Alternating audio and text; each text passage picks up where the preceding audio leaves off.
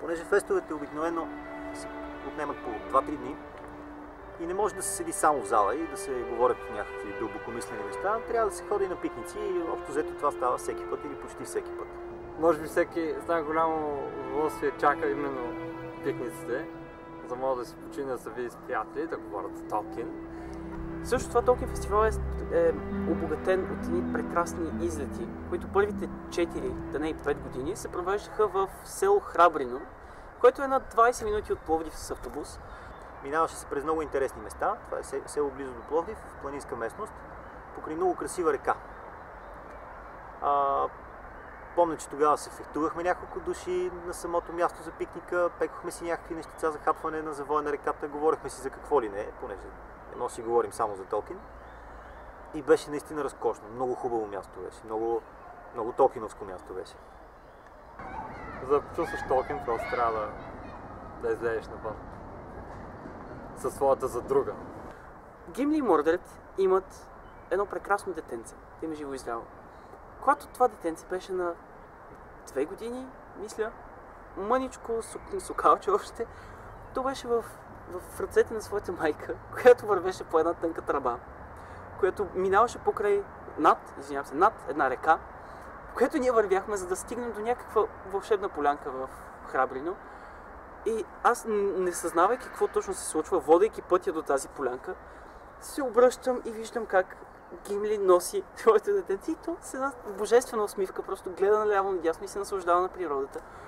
И аз не мога да повярвам, че това се случва, това страхотно детенце, което, просто за протокола, то преживя първия или втория Толкин фестивал с всичките му кръчми след това, всички излети, на които сме ходили, поне първите 2-3 години. Това детенце стана любимо на всички. Ние толкова много му се радвахме, защото той е просто някакво божествено създание, което с усмивката си прави... кара хората да се чувстват добре. Лично аз мисля, че това задължително всеки един фест трябва да има пикник или някакво голямо събитие навън сред природата, тъй като Толкин без природа или Толкин затворен в една къща, една стая, една зала, независимо колко хора, дали е библиотека или читалище, не е Толкин. На фестовете в София аз лично дължа благодарности на Богдан, който БДК, който на последния път заведе хората на планина, когато аз не можех да участвам на втория и на третия ден. И после чух, че са си прекарали наистина страхотно. Освен това, Радо, или Гадината проклета, на предишния Софийски фест беше завел хората на LARP. LARP по толкиновски сюжет. Бяха го организирали много готино, беше преследването на Смеагъл.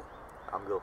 Имаше различни фракции, бяха се облекли много яко. Имахме си Амгъл, който се въргаляше в кълта. Въпреки че беше нещо от сорта на 10 градуса температура. Много правеше впечатление, беше съвсем истински Амгъл. Дойдоха хора от някаква телевизия тогава, снимаха го, бяха бая впечатлени. Аз също бях бая впечатлен, защото при доста студено време един от ларпаджиите, за съжаление името ми бяга, се хвърли в реката да изиграе Амгъл. И си беше доста самоотвержено и така се риска за здравето според мен. Страхотно беше, наистина. Получи се преследването на Смеагъл, 3 армии го преследваха, доколкото си спомням, ларпаджиите бяха елфи, хора и орки. Страхотно беше.